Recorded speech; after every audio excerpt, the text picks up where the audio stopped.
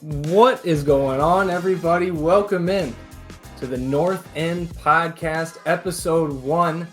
I'm your host, Zach Graham, a.k.a. Kawaisenberg DFS on Twitter, hiding behind that Avi. All these months, watching our beloved Verde alongside not just my good buddy, but my partner in Section 123, my good buddy, Ian Michaud. How you doing, Big E? Doing great, ZG. Happy to be here. Happy to be putting this together with you.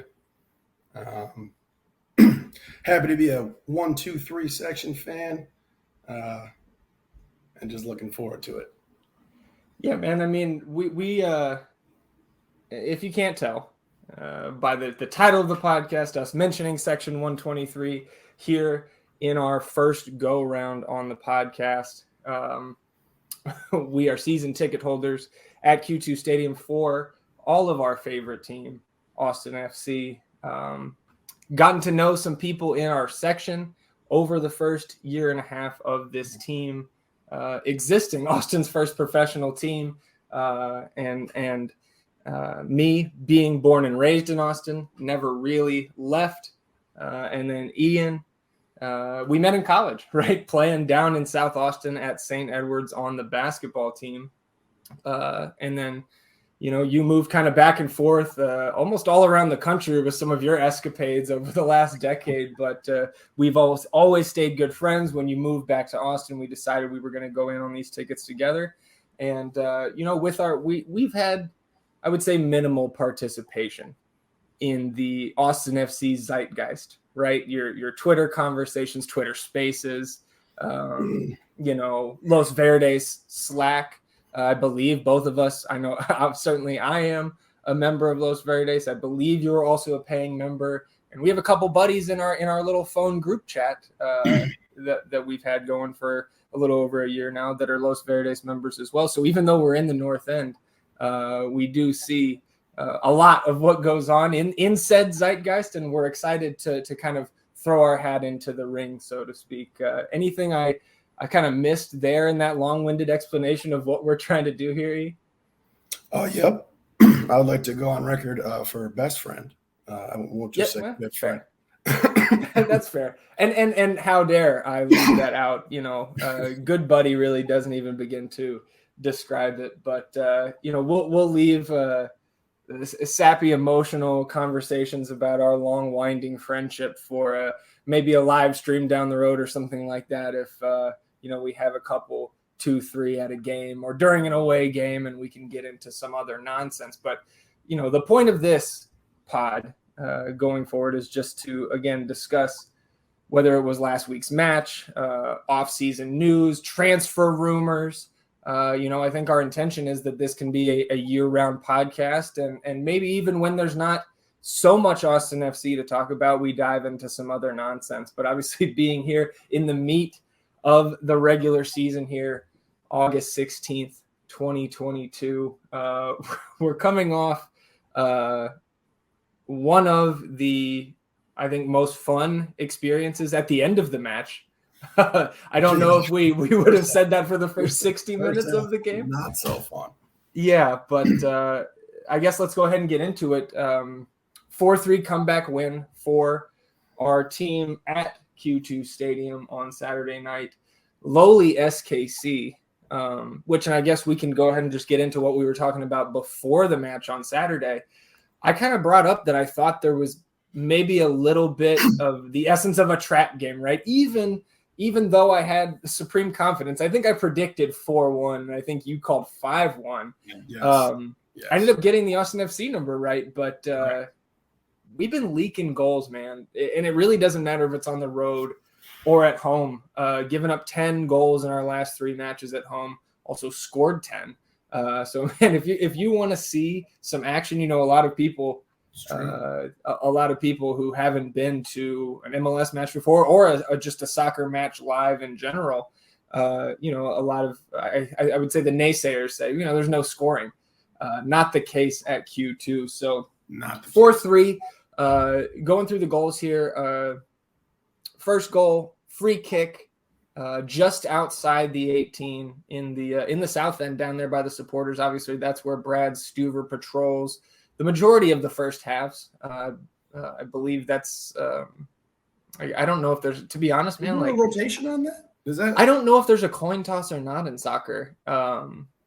Like, how do you determine which end? Because we haven't gone from that end every single game. And we've been, I know I missed 3 games last year. Neither of us have missed a match this year. You missed maybe two or three last year yourself, but at least twice in the 18 months of Austin FC playing at Q2, we've gone the opposite direction in the first half a couple times. So maybe, again, I guess to kind of let it bleed in from the intro, we met playing basketball. We are basketball guys and very much new to the soccer thing, right? Especially MLS. Like, we play FIFA. We know about the Premier League. We watch the World Cup with intent. But our MLS knowledge and I think, just general soccer knowledge in general, we're certainly not the top tier in that regard. But so free kick outside the box. And the free kick, I believe Eric Tommy took it, who's one of the SKC new arrivals in the summer transfer window, boots it right to Stuver. And it kind of bounces off his chest.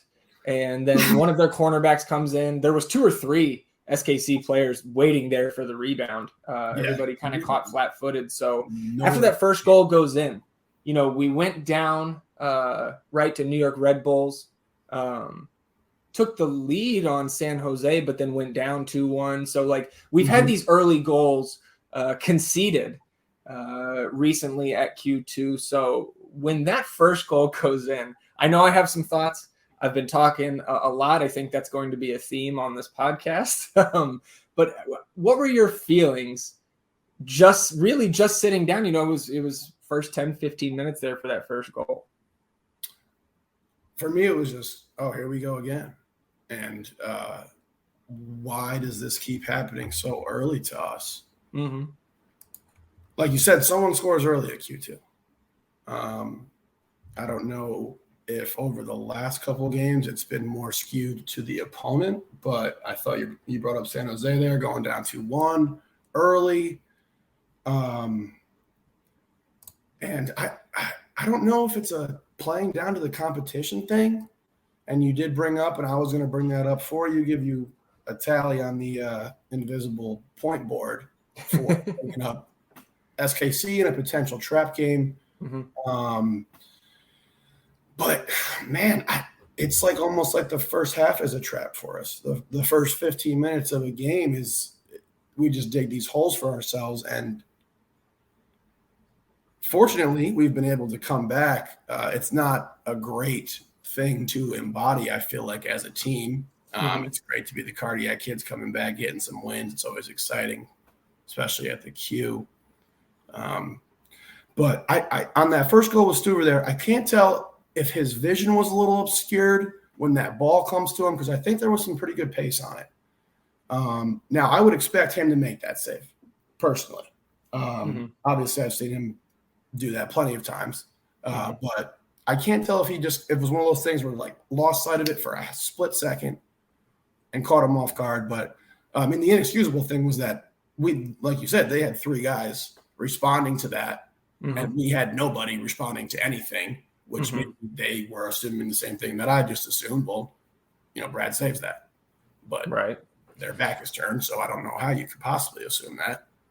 Well, it didn't get any easier. That was the 12th minute. 23rd minute, William Agata, kind of from the left side, right? There was a shot.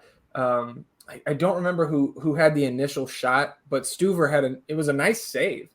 And then the ball kind of rebounds towards the left side of the box. Stuver scrambling back to that side of the net. And a lot of people, and I don't really know where I come down on this, because Stuver slides with his feet, and a lot of people, and watching the replay, I don't know if I disagree with them, that a lot of people were saying if he dived with his hands first instead of sliding with his feet, he keeps that ball out. So 23rd minute gives up that second goal, and those were really the 2 problem goals, obviously, because we'll get to the third goal Ethan Finley taking down Eric Tommy in the box, Johnny Russell burying the PK. So Stuver, I'm never going to fault the keeper. I don't care who you are for not blocking a PK. But those first two, and Stuver admitted it himself on Twitter actually afterwards. I know I'm much more of a Twitter guy than you are, at least at this point. But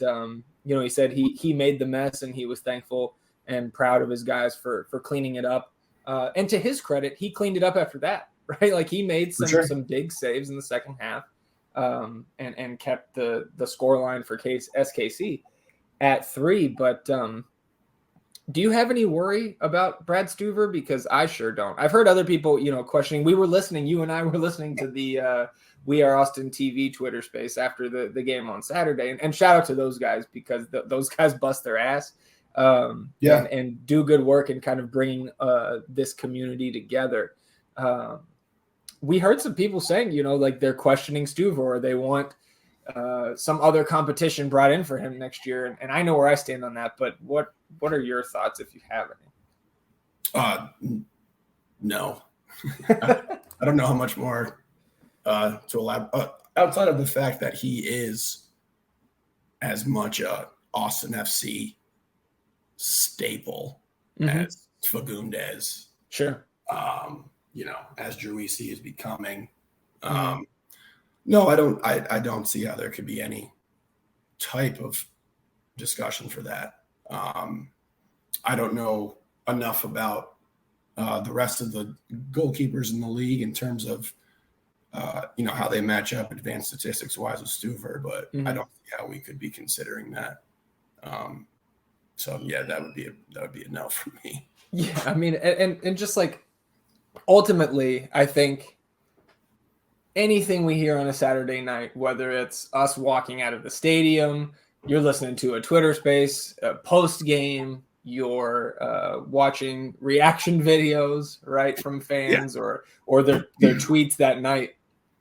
Win or lose, a lot of us aren't really in the state of mind to make to have the best takes, like kind of grounded and also keeping the big picture in mind. And I don't want to use this as an excuse or a crutch for any individual player or the team or the club as a whole, but I'm gonna for now, because we know where we were last year and sitting tied for second in the Supporter Shield race, obviously behind LAFC. We'll get to them, that big game coming up in 10 days.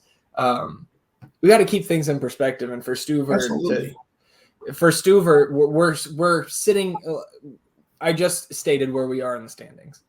I don't think anybody's on the hot seat to be booted like from the team or from the 11 right now. We can talk about maybe some sub patterns that you may want to see, particularly at the 9, which we can talk about. But Stuver in general, man, he's good for, it seems like 4 or 5 just boneheaded plays a season that are going to result in a goal. And we're going to be frustrated with it, but I think it comes with playing out of the back, and it comes with him learning as a, really a first-time starter this last season and a half in this league.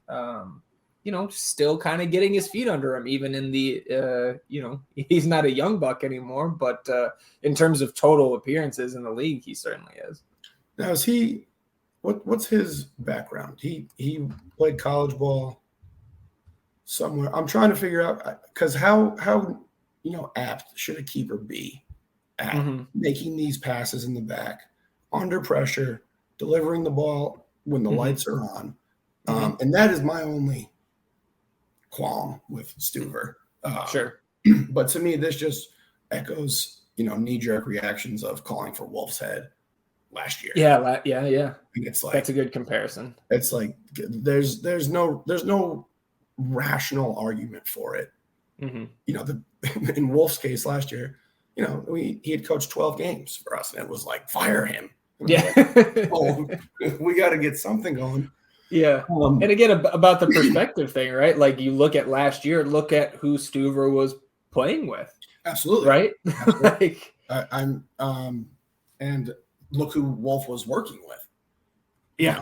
And, absolutely. I think that this will come up later on with Wolf, especially when we get into substitutions, especially when we get into integrating new players. Mm-hmm. I do think that one of the best things about him as a coach is he has this system he's very committed to. Mm-hmm. It's I'm not going to say Belichickian, but Ooh, that is a lofty comparison. Yeah, well, that's why I didn't say it. Okay. But he seems pretty committed to what he believes in terms of how to play the game. The right way, the most efficient way, the way to get results. Mm-hmm. And like I said, I do think that'll come up when we talk about these guys getting more time, shifting lineups a little more, Mm-hmm. Impact players and things like that. But yeah, I don't see how we can. I mean, for me, we can just move on from this. Stuver needs to be replaced. I'm right there with you. Closing out the first, I mentioned the Finley foul in the box, Johnny Russell burying the PK. There was John Gallagher's first goal of the 2022 campaign. Obviously, moved to that left back position this season, but just an absolute rocket. I believe with his left foot, kind of left side of the net. Just powers it past to keep that low. Keep that low like that was impressive. I mean, it wasn't a big shout out to Johnny for what is that dissimilar. That's not that dissimilar from what Driussi did against Red Bulls a few weeks ago, right? Like it wasn't. I don't think the volley was as impressive, and I think Driussi had a little bit more luck getting that shot through all those legs that were in front of the net. But I thought it was just an impressive shot by John, and he continues to show his versatility. Not just positionally, but with what he brings on the field. And we saw that offensive threat, which we haven't seen since last year. I think that's a good point that you made there. Not only the versatility position-wise, but the ability to do different things in different situations that we may need. Mm-hmm. I mean, he's our utility guy. Yeah, absolutely. Definitely a big shout out to him taking on the new role, doing it well, learning at the same time. But, I mean, he took it from Zani, right? Yeah, I mean that's it. Yeah, it was really the international break. I feel like when the change was completely made, because the game before we went on that international break back in May, it was the last game in May, I think, at LA Galaxy. That 4-1 loss where Dejan Hovalic, you remember that guy, right? Comes off the bench, 2 goals and an assist in like 20 minutes. Kolmanic started that game and gave up the PK, which Chicharito or Stuver saved Chicharito's penalty to start that game.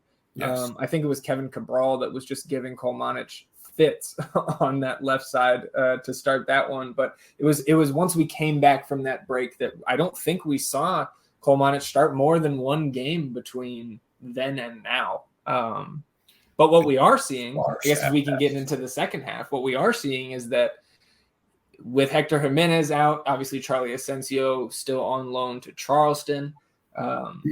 With the depth chart, weekend, Nick Lima's been coming out, Kolmanic has been coming in, and Johnny Gallagher has been sliding over to that right back position, which is the first position we saw him in defensively for this team last year in the home finale against SKC. Which kind of, I think, birthed this entire John Gallagher fullback experiment, which I guess is kind of past the experiment phase now, right? He's a fullback now. For sure. So we see those early substitutions, and I know you're chomping at the bit to talk about this. First of all, Washington Caruso, our boy Manchita, enters the game. There was a lot, including from us too. Obviously, this being episode 1, we didn't get to kind of broadcast our frustration with the rest of the Verde faithful out there. But we were definitely, I think, and you can correct me if I'm wrong, I think both of us were in the camp that there's really no reason, winning or losing, and obviously Wolf knows more than us, so I'll defer to him. But it does certainly seem like we want to see Washington Caruso out there over Rodney Redis. So I was glad that we saw him come in. And then your guy, I'll turn it over to you to talk about Danny Hosen. Danny Hosen comes in for Maxi. And then obviously the third goal, when Austin equalizes, getting ahead of myself a little bit here, but Hosen scoring just an absolute golazo in every sense of the term. So Danny Hosen, you were adamant in the stands, to me, talking about how much we need Danny Hosen on the field. So what are your kind of expanded thoughts there?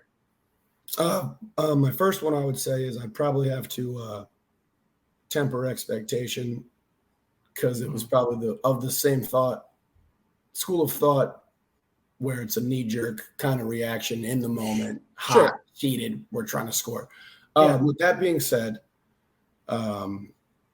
first I'll touch on the Manchita thing with the substitutions. And I think that goes back to the point with Wolf, where the only rationale I can see is that weapon RR11, Lord Redis, he knows the system. I'm not gonna pile onto that. That situation is what it is. I just don't see his explanation as to why, in regard to holding a lead. That is what threw me off. Like we said, we can defer to him, his knowledge of soccer, obviously. Obviously, like it's not, we're not even, but to say that Redis is someone you trust to hold the lead, I just don't see how the aspect of Manchita's skill just doesn't out offset anything. Right. Just that alone. Right.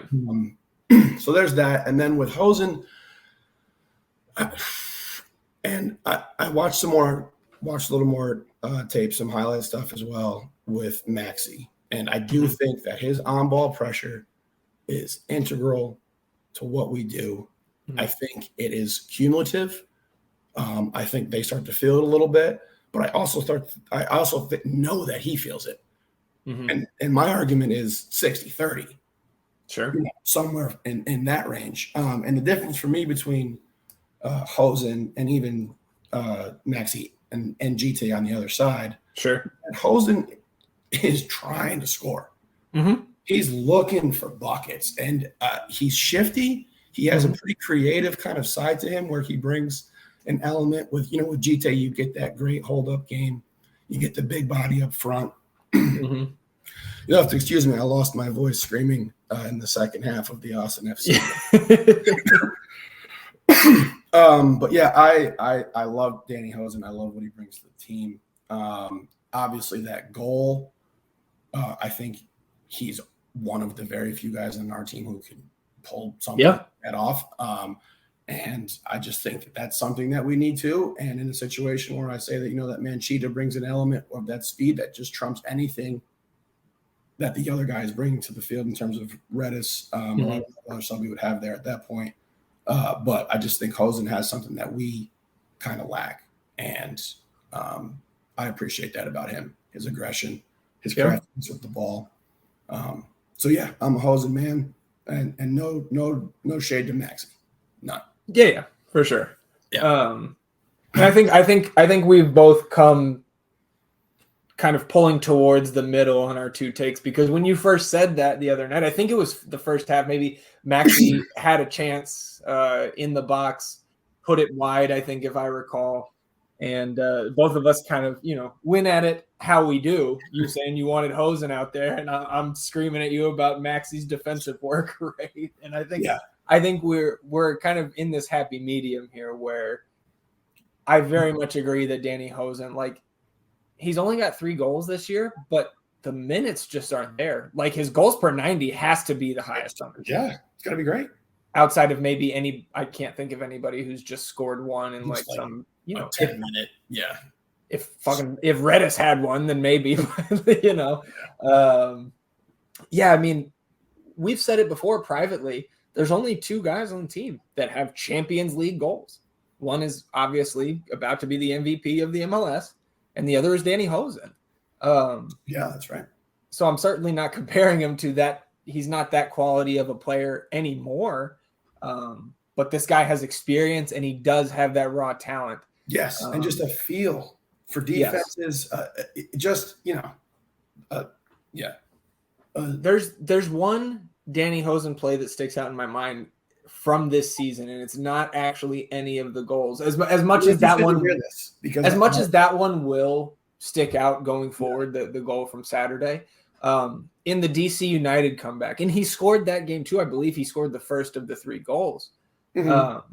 Right after that, right after he scored that first goal against DC United, there was a ball that was rolling just outside the 18, and he came backwards, like not facing the goal, and then just turned on his right foot and fires a shot with his left, and it curves and hits the crossbar. Like it would have been the most impressive goal I think that we've had if it went in. Mhm. Bill Hamid had no chance at saving it. And so I'm going to clip that and send it to you later because I know it's on the story of the match video or the highlights or whatever. And I remember because we were so down on Hosen, you didn't even see him play last year because you were doing a cross country bike trip for the first 8-9 games, something like that. So you were on the road, and so you never saw Danny Hosen play before he got hurt. So I believe that DC game may have been your first exposure to Danny Hosen. It was certainly the first exposure for me of him having any sort of success with this team. I mean, okay, maybe I have a different hue because I don't have that first experience with him. Yeah, you didn't have the first impression. Well, I remember seeing him when we played San Antonio. Oh, that's right. And oh, God. I've stricken that game from my memory. But that was the thing about that. And one of the things that comes back to me about that is just seeing him do certain things out there. I'm pretty sure there was a ball that was like coming up the left side and he like dummies it or he touches it just so nicely. It was like, oh, he plays. Yeah, you could tell the quality was there. And then even what you said with that shot, it's like, I guess we can touch back to some things that we're in regard to sports more experienced with basketball. You know, the guy's he's a scorer. You know, he does something where it's like, dang, like, how'd you do that? It's like, well, you know, the only thing I'm trying to do is get a goal right now. So I willed myself to it and made some sort of play. Right. You know? Yeah, exactly. He's looking for it. And I really like what he brings to us. And I think if we can get some more time out of him, but I mean, shoot, I guess it's a good problem to have because you also know I'm a big GT supporter. And I also like what he brings to at the 9 for us. Yeah. Well, it's a good problem to have. I don't even think it's a problem. It's just good that we're having the discussion now because this time last year we had no discussion. The discussion was which player are we going to start out of position at striker? Correct. Right? Correct. So again, it all comes back to the perspective, which is why I don't, you know, the night of a disappointing draw or a loss, I may feel differently, but I've consistently, after any sort of letdown this season, woken up the next morning and said, we're still like, this is a good team. We're having fun. And that's a huge difference from last year. Just to close out this game, 3 more substitutions in the 77th minute. Kolmanic replaces Nick Lima. John Gallagher shifted over to right back. And then the 85th minute, Felipe comes on for Fagundes, and Romagna makes an appearance for Ruben Gabrielson. When did Hosen get on? Hosen came at the 58th minute. And Manchita came in. Yeah, so it was almost exactly your 60-30. Yeah, okay. Now I feel even better about being this smart. Yeah, and so those guys come on, and I think it was the next play for Danny Hosen's equalizer, assisted by Felipe, who had just came on, and then 9 minutes later, 94th minute. And I do take a second here. 10 minutes added on, I think, was the most we had seen at Q2, at least in the game. Maybe in one of the 3 games that I didn't go to last year, there was that much time added on, but I thought it was appropriate. I think I would have been happy with like 8 minutes. We needed a lot, or I thought it was appropriate for the officials to award a lot of extra time there, but 10 minutes, I was like, oh boy, like there's a lot of time left, and it was plenty for Driussi to kind of score that. It wasn't a rebound, but Kolmanic's cross comes in. Finley gets a touch on it, touches it back to the middle. Driussi cleans it up. MVP chance. I stood on the armrests of our chairs in the north end for the first time. I took my shirt off for the first time at a game because we ran out of confetti. We do bring confetti into the games and throw that when we score. The children in section 1 through 3 got their hands on some confetti. Yeah. Everybody's we're trying to have have our own little party down there in the north end. And I'll give everybody down there credit. You hear more fans, I feel like, each and every game chanting, at least the simple chants, right? The ones that don't take much, you don't need to look up the song sheet to say Dale ATX or anything like that. Yeah. And we're making friends, which I do want to talk about before we end the pod here in a little bit, kind of talk about some of the friends we met in section 123. I think what we want to maybe try to get all of our friends on the pod at some point and just, chop it up about Austin FC. Absolutely. And I do want to get this point in, and I didn't get to bring it in initially when we were starting out, but excited to be in the conversation in the community. Yeah. Like you talked about the Twitter space and to be able to learn some things as well along the way. So that's something I'm excited about because I think when we turn to the Twitter space, when we watch, other pods or whatever it may be, recaps, I usually learn something. Yeah. It's something that, I'm great, or guys with more experience playing or anyone experienced playing. Exactly. Always has something to offer. So I definitely want to get that out there, and we'll circle back to the shout outs for some people later, but absolutely. Yes. I could not agree more. There are a lot of smart, insightful, knowledgeable soccer minds in the Austin FC fan community. And yeah, I think they make us better fans, right? Absolutely. Like, look at our atmosphere. Look at the way people talk about our atmosphere now, and the way it's, we've grown. I mean, even last year it was great, but obviously more success brings that all along. Yeah. When with how enthusiastic, it wasn't just the supporter section last year, right? Like, obviously we have the sellout streak. Obviously that's tickets sold and not butts in seats, because there were some games last year where you could see, there were some seats that weren't sat in. But we're going by the standard everyone else goes by. Right, but the stadium was has never felt empty. No. There's never, the support was there when we were awful last year, and obviously it's just increasing this year with the success they're having with having this man Sebastian Driussi MVP. Those chants were, to think, at any time last year, I know we could say this about almost anything because literally everything is better this season, but the fact that we're sitting here chanting MVP, it's not like a little pocket of the stadium. They can hear us at the Domain, right? Everybody in the stadium knows this guy's the best player in the league, and it's special, man. 4-3 on the foot of Driussi. 3 points. I think when you look back on this season, and the man has his MVP trophy, in his golden boot trophy. In his golden boot, okay, thank you. Has the golden boot in his trophy case, and it's gathered a little dust next to the other achievements. You can look back at that goal and be like, MVP moment. Yeah. You know what I mean? Absolutely. Absolute MVP moment, salvaging 3 points there in what would have been 2 disastrous results for us. Back to back. I know that we were saying we got to walk away with 6 after both those games, and to get 4 now feels okay. Even before that, right? Because we were at SKC the week before San Jose at home. And I thought this 3-game stretch, if you're a Shield contender, you get 9. And I think that was kind of the prevailing thought in the community was we drop points to San Jose at home. The Shield is probably out of reach now. But the fact that we still got 7 of 9, I think it would take a huge collapse to drop out of this 2nd seed right now, which is still, again, keeping things in perspective, just absolutely incredible that we could host not 1 but 2. Obviously, if we have to win the first one, but to host not 1 but 2 potential playoff games at Q2 this year is unimaginable.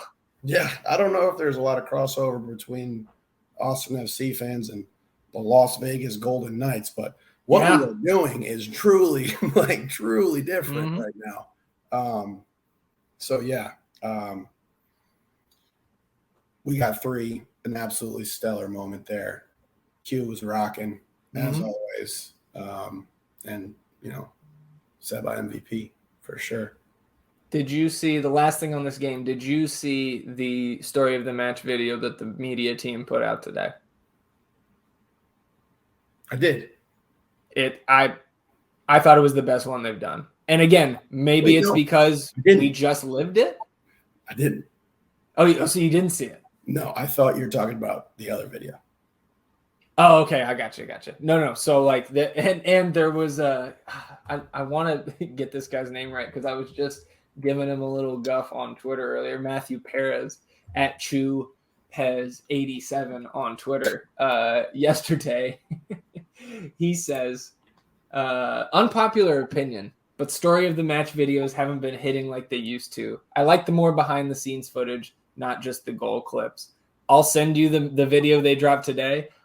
Somebody on the media team had to see that, and they put a little extra spice on it for this video because obviously the best media team in the MLS, I think, hands down. But I thought they stepped their game up with this video, and I'll let you watch it, and we can comment kind of just privately together. But yeah, it was great. So shout out to the media team; they continue to do fantastic work. I know I said that was going to be the last thing. Last thing on this game, Driussi takes his jersey off, gets the yellow, and is now sitting on 4 yellows. So he is 1 yellow away from the card accumulation suspension. So just something to watch there. Would have to go almost, I mean, we're 9 games from the end of the regular season.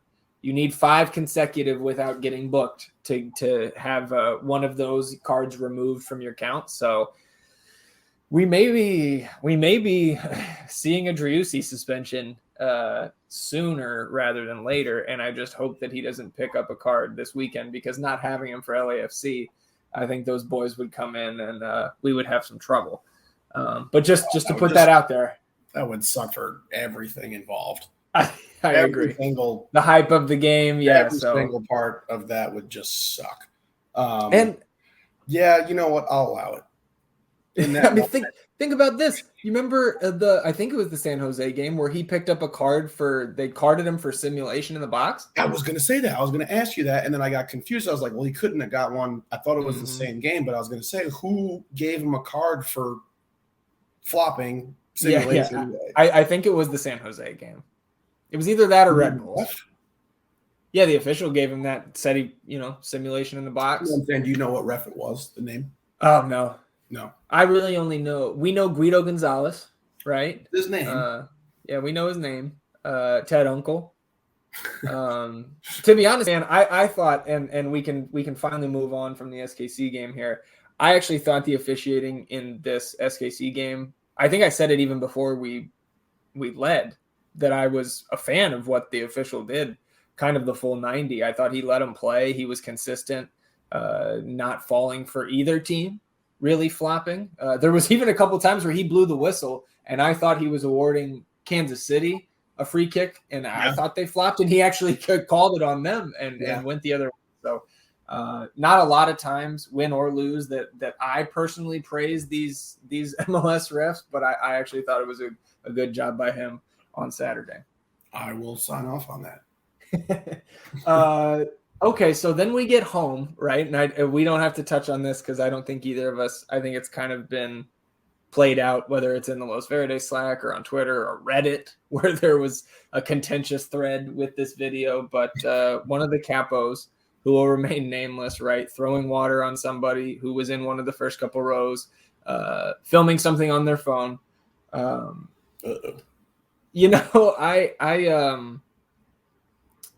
From just the video itself, right? And it's only like 10, 15 seconds or whatever. I lost it for about 10 seconds there. Okay. Well, we'll see if I cut out on the recording. I think it's not a good look just on its face, right? No. Like I don't really care what somebody is doing there. You don't have to aggressively throw water in their faces. No. And on their phone, right? Like, you just shouldn't do that at all. No.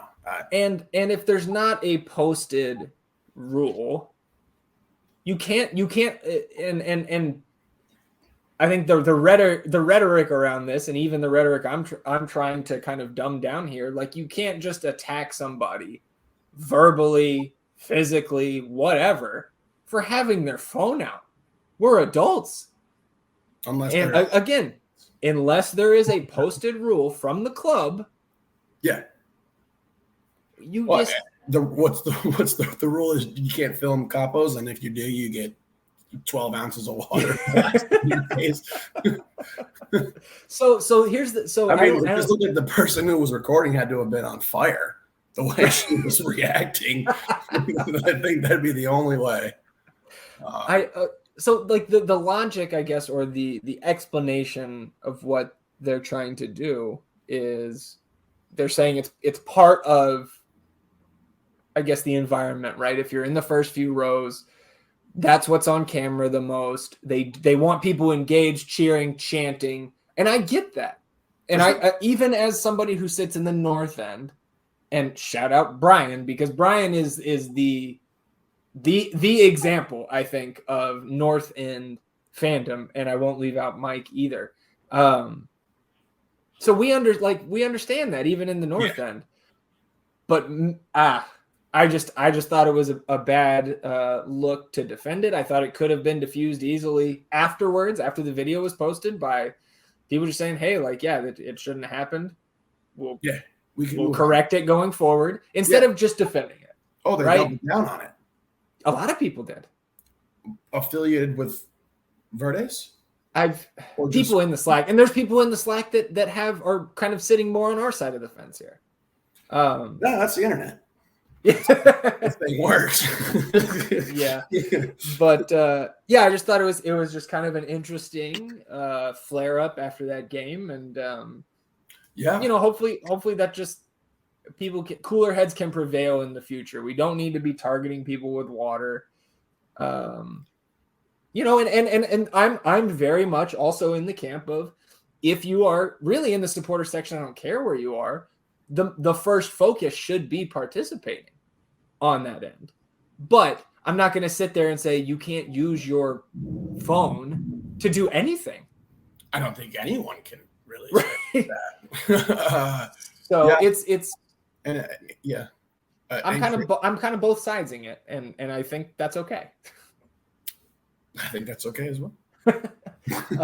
More serious update here. Claudio Reyna on the pregame show for Saturday's game said that he expects Emiliano Rigoni here in the States this week.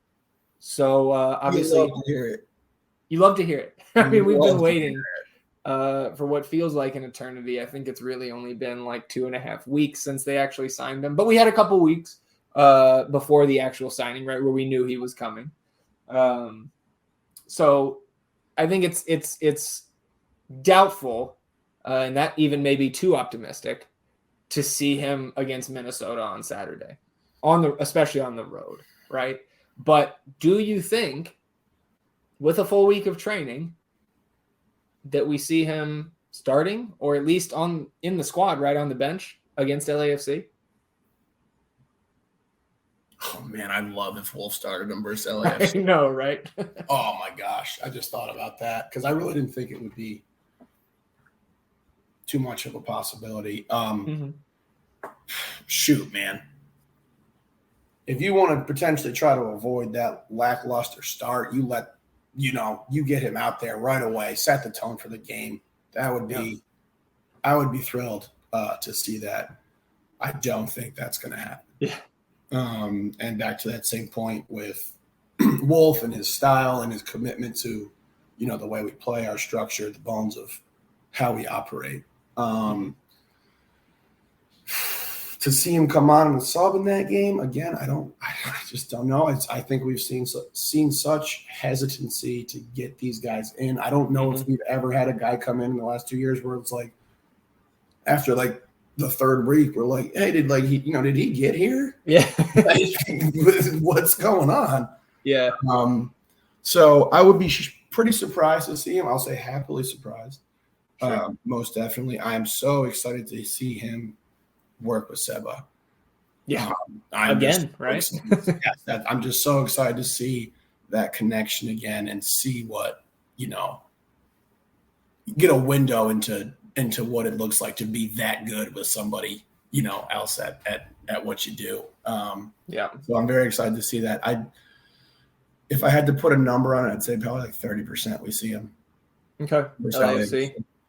What if I extend that the next Wednesday, the 31st, home against the Timbers, who we know their little brother when it comes to Q2 so far in Austin FC's history. That puts us at how many games remaining after that? After LAFC, we'd have 7 left.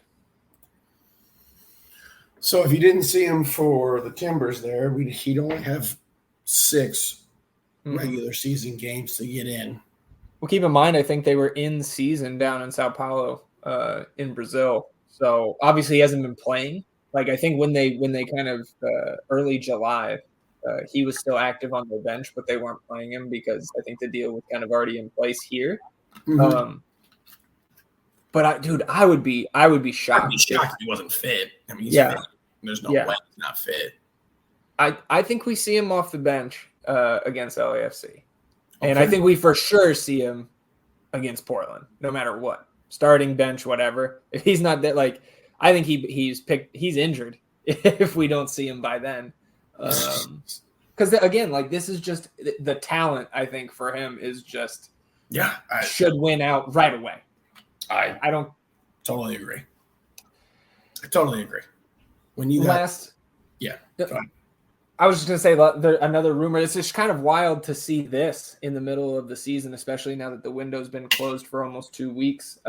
Jared Stroud,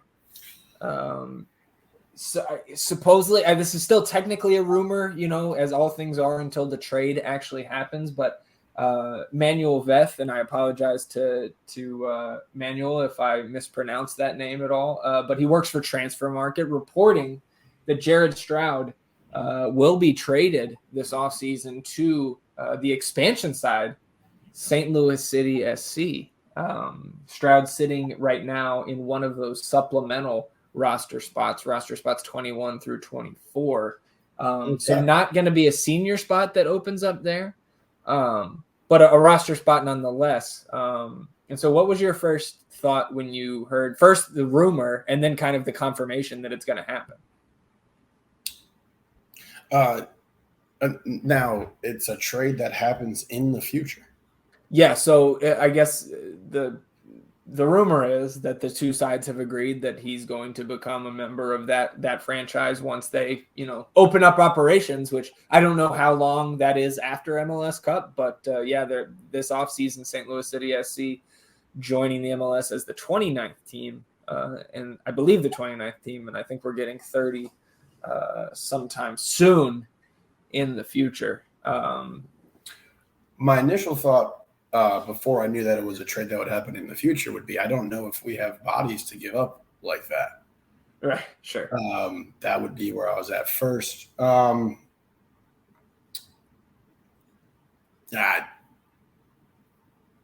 think Stroud would have a hard time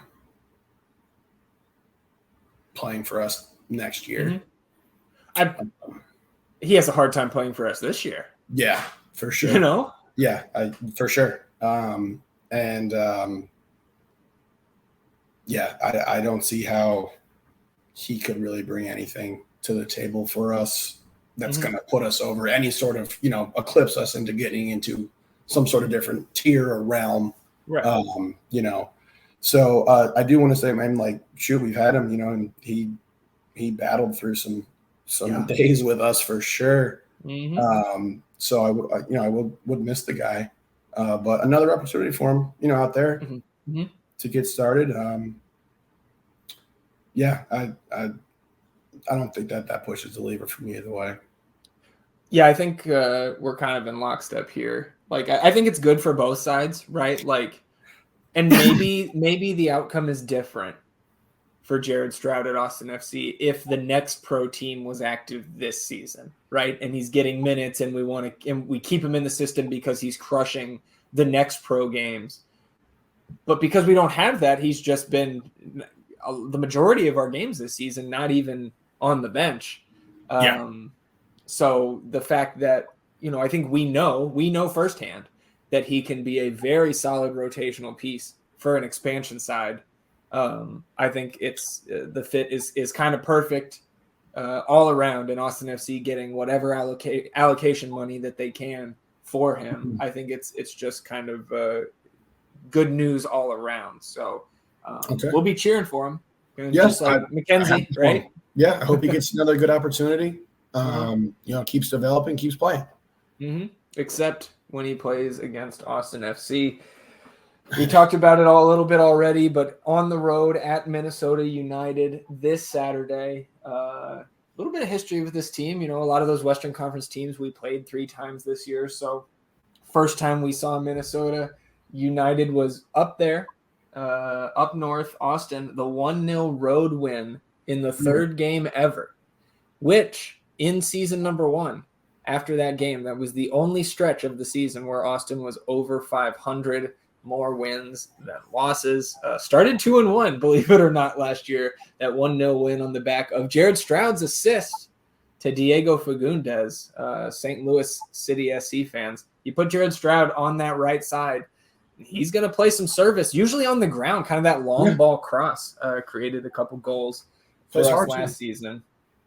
Did not go as well for the Verde and Black the next 2 times they met. 2-0 loss on the road, and then a 1-0 home loss late last season, which was certainly a letdown because that game was a battle and just kind of one of those games last year. That's how it went. We battled and give up one mistake, and there's the 3 points lost. This season, though, at home, obviously only 2 games this season, back on the normal MLS schedule. 1-0 victory at home. Maxi's goal, if you'll remember, this is the game where Maxi goes down in the box.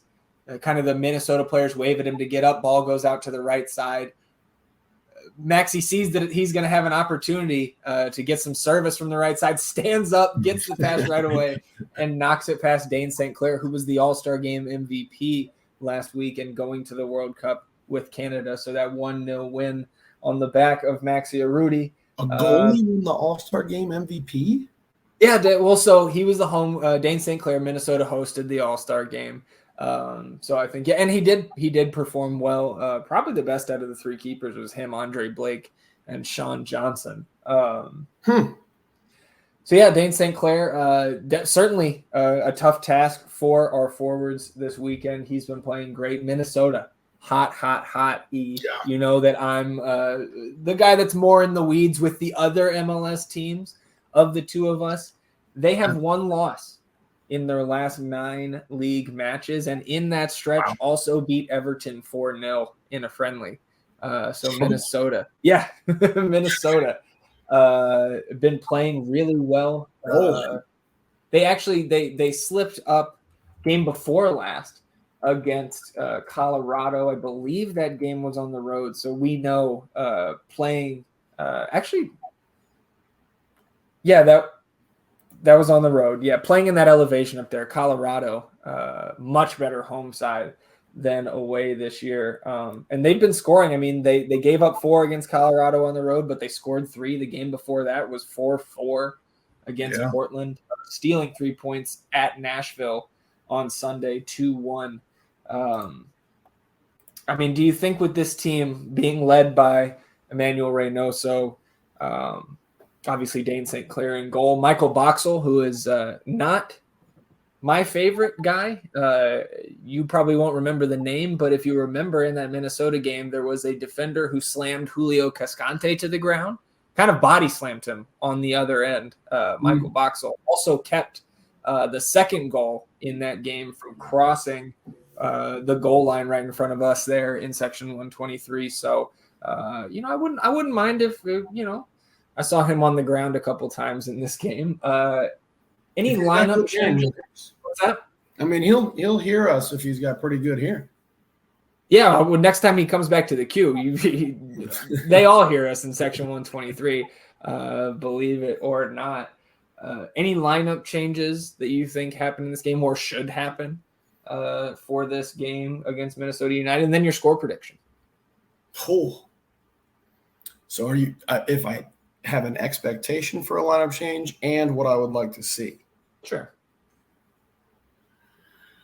I don't know if I have a prediction for what Wolf runs out. Mm-hmm. Again, like you said, you're more in the weeds with these teams than I am, and you've been providing some insight for me in regard to, like, man-to-man defense, what these schemes are that they're playing against us. So is there something that you see that gives us some sort of positional advantage here, where we would start somebody new? Nothing's really coming to me like off the top of the head. Maybe Manchita off the gate. Yeah, I've heard some talk. I think on even some, like, I think We Are Austin TV was talking about that on Top Flight this week. That maybe you start Manchita on the left, like, because we saw on Saturday, right, when Manchita came in and they pulled Danny, that Diego slotted into the middle, kind of almost like dual tens there with Driussi, and Ring was hanging back, just kind of the single pivot back there. They were discussing, I think, that sort of lineup to start. I think we should kind of what Coach Wolf said after the game. He was a little bit standoffish to some of the reporters, especially Chris Bills, saying that the plan is the plan. Like, we stick to it even if we go down. And like I can't argue with him because I'm not gonna, no. Austin FC. Here's some stats for you. First team in MLS history to come back to win from down 2 goals in the 60th minute or later in a season. Obviously at DC, and then home SKC, and the first MLS team in history to come back and win 3 times in a season after being down 2 goals. That was Colorado on the road, early 2 goals, and then kind of a gradual comeback in that one. I think our best 11 has been on the field, at least as things stand now, with no Rigoni and obviously Manchita still coming along. Yes. I don't know. Yes. I don't think, if we didn't see anything really, because I didn't, I don't think we saw anything from Manchita to say he deserves to start this next game. I don't think he was bad by any means. He just didn't really make a giant impression on me. Yeah. Like, he's just, that we have to have him on the field right from the rip. So I think we run out the same 11. To me, if there's actually going to be a change, it would be start Zahn Kolmanic on the left and John Gallagher on the right, and give Nick Lima a little bit of rest. Let him come in for obviously they're interchangeable now, because you can put Lima on the right and take out Gallagher, or you can take out Kolmanic, put Lima on the right, and shift Johnny G back to the left. So I think maybe we see a little bit of rotation with the fullbacks, but the rest of the team, I think, is, despite the lackluster starts here in the last 6 weeks or so, I think we're rolling with that same 11. And I'm going to say Minnesota's hot. Obviously, we're the best road team in the league so far this season. But I have respect for this team. And it's not a lot of times. There's not a lot of times where you and I are driving to the Q2 and doing score predictions or getting ready, watching with some buddies for an away game. Not a lot of times that I don't predict an Austin victory. But I'm going to say 2-2. You get a point on the road here. But I respect what this Minnesota team has been doing. I don't see how you couldn't. I think you'd be pretty foolish not to. There was something you had brought up that I forgot I wanted to touch on, but I will say I don't think I've ever predicted, same boat, a draw or loss for us in FC. So I got one score right one time. Yeah. And then after the chickens are better at this than we are. I dubbed myself the score predictor.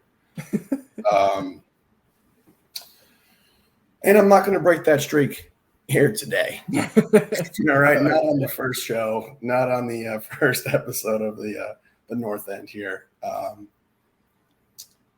go 3-2 Austin on the road. Yep. Get a huge win. Maybe this plays into the theory that we do play down to the competition. And then we meet these teams, where we need to meet them. So the ever optimistic 3-2 victory, Austin FC. I think the only prediction that anybody could throw at me and I would actually raise my eyebrows at is a 0 on the Austin FC side. 23 out of 25 matches Austin FC has scored this season. That is good for first in the league. Those two games being home LA Galaxy and road Portland, third game of the year. So it's been only once since game 3 that Austin FC has been scoreless. Obviously, like we said at the top, sometimes we'll talk, kind of other MLS topics. We could get into LAFC, the onslaught they put on Charlotte on Saturday night in the second half there. 5 unanswered in the second half. We could talk about Philly looking like a juggernaut. Best defense in the league by far. I think they're by far the favorite right now to come out of the Eastern Conference. And all the other teams, LAFC and DC United actually in action right now as we speak. 36th minute out there at the bank, 0-0. So if out of all teams, if DC United can cause LAFC to drop any points, they say it, MLS after dark, anything can happen. I do distinctly remember receiving some messages from my LAFC buddy. Yeah. In the first half of that Sporting game. So maybe we touch base here in a little bit.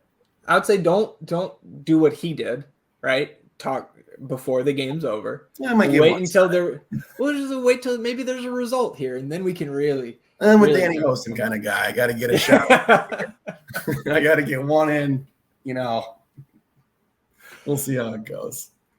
All right, everybody. If you made it this far into our first episode of the North End Podcast, we greatly appreciate it. We hope you'll come back next time. Again, looking forward to having guests on here, whether there are friends from our daily group chats about the Verde and Black, or some of our friends that we've met there in the North End, specifically Section 123.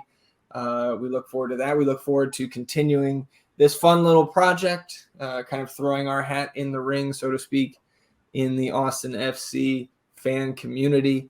And we'll see you next time here next week, gearing up for LAFC. It's going to be a big one, kind of the biggest game of the year to date. So once again, appreciate you tuning in. For Ian Michaud, I'm Zach Graham. You've been listening to the North End Podcast. Enjoy your day, everybody. Goodbye.